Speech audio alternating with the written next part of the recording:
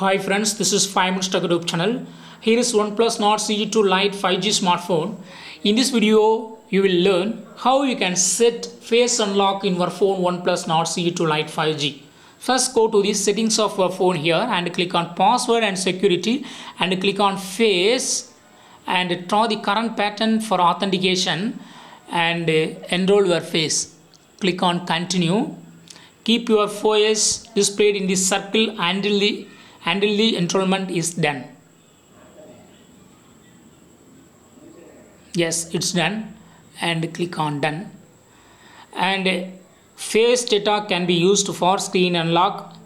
Then further you can extend it to app lock, private safe, enter home screen after unlocking, brighten screen in dim light, require eyes to be open, etc. So as of now, screen unlock and requires eyes to be open. These two settings are turned on by default, and now I would like to use my phone. I would like to unlock my phone with my face ID. Yes, it's opened.